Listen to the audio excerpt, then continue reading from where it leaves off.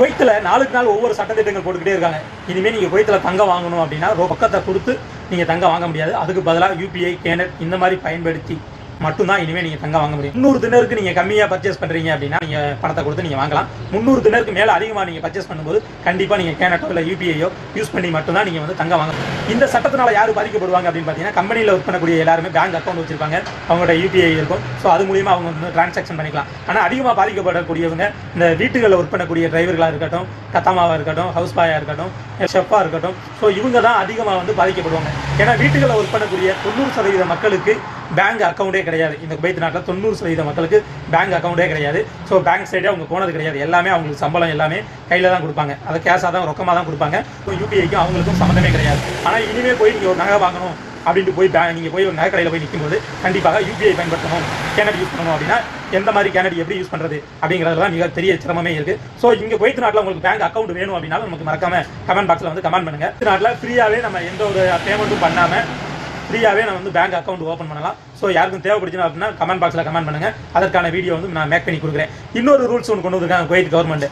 குவைத்தினுடைய மத்திய வங்கி ஒரு அதிரடி உத்தரவு ஒன்று போட்டிருக்காங்க. என்ன அப்படின்னு கேட்டிங்கன்னா, குவைத்தில் நீங்கள் என்ன உங்களுக்கு வருமானமோ அந்த வருமானத்துக்கு மட்டும்தான் நீங்கள் ஊருக்கு வந்து பணம் அனுப்பணும். ஸோ அதுக்கு அதிகமாக நீங்கள் பணம் அனுப்புனீங்க அப்படின்னா நீங்கள் வந்து என்கொயரிக்கு ஆளாகுவீங்க அப்படிங்கிற மாதிரி சொல்லியிருக்காங்க. ஸோ இதில் யாரா பாதிக்கப்படுற, நம்ம வருமானத்துக்கு அதிகமாக எப்படா பணம் அனுப்ப முடியும் அப்படின்னு கேட்டிங்கன்னா, ஒரு சில பேர் நம்ம என்ன பண்ணுவாங்க அப்படின்னா, வீட்டில் இருக்கக்கூடிய கத்தாமலாக இருந்தாலும் சரி, இல்லை வெளியில் ஒர்க் பண்ணக்கூடியவங்க சில பேர் பேங்க்கில் போய் பணம் அவங்க அனுப்ப மாட்டாங்க. அதாவது அவங்களுடைய ஐடியை பயன்படுத்தி அவங்க பணம் அனுப்ப மாட்டாங்க. மாறாக அந்த வீட்டில் ஒர்க் பண்ணக்கூடிய டிரைவராக இருக்கலாம், இல்லை வேறு யார்கிட்டயாச்சும் பணத்தை கொடுத்து விட்டு அனுப்ப சொல்லுவாங்க. ஸோ அவங்க ஒவ்வொரு மாதமும் அந்த மாதிரி அனுப்பும்போது அந்த ஒரு டிரைவர் கொண்டு போய் அனுப்புறாரு அப்படின்னா அவருடைய சிவில் ஐடியை வச்சு தான் அவர் பணம் அனுப்பியிருப்பார். ஸோ அவருடைய வருமானம் வந்து பார்த்தீங்கன்னா கம்மியாக இருக்கும். அவர் 2 பேர் 3 பேருக்கு பணம் அனுப்பையில் அவருடைய சிவில் ஐடியை பயன்படுத்தி அவர் பணம் இனிமேல் அனுப்புனாரு அப்படின்னா அவர் மேலே கண்டிப்பாக என்கொயரி நடக்கும். ஸோ நீங்கள் எப்படி இவ்வளோ பணம் எப்படி அனுப்பியிருக்கீங்க அப்படின்ட்டு அவர் மேலே கண்டிப்பாக வந்து என்கொயரி நடக்கும். ஸோ இனிமேல் வரக்கூடிய காலங்களில் யாராச்சும் இந்த மாதிரி பணம் அனுப்பணும் அப்படின்னா, யாருக்கு பணம் அனுப்பணுமோ அவங்களுடைய சிவில் ஐடியையும் வாங்கிட்டு போய் அதன் மூலியமாக பணம் அனுப்புனீங்க அப்படின்னா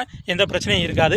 மாறாக ஒருவருடைய சிவில் ஐடியிலேயே நீங்கள் பணம் அனுப்பிக்கிட்டு இருக்கீங்க அப்படின்னா கண்டிப்பாக இனி வரக்கூடிய காலகட்டங்களில் இந்த ஒரு பிரச்சனை இருக்கும். குவைத்தில் இருக்கக்கூடிய நம்ம ஆளுங்க இனிமேல் இந்த மாதிரி தவறுகளை வந்து செய்யாதீங்க. இது வரைக்கும் செஞ்சுருந்தீங்க அப்படின்னா இனிமேல் வரக்கூடிய காலங்களில் கண்டிப்பாக அதை திருத்திக்கிறங்க. குவைத்தை பற்றின அப்டேட்டுக்கு நம்ம சேனலை ஃபாலோ பண்ணாதவங்க ஃபாலோ பண்ணிவிட்டு இந்த வீடியோ உங்களுக்கு பயனுள்ளதாக இருந்துச்சு அப்படின்னா கண்டிப்பாக வீடியோக்கு லைக் பண்ணிடுங்க. நன்றி, பாய்.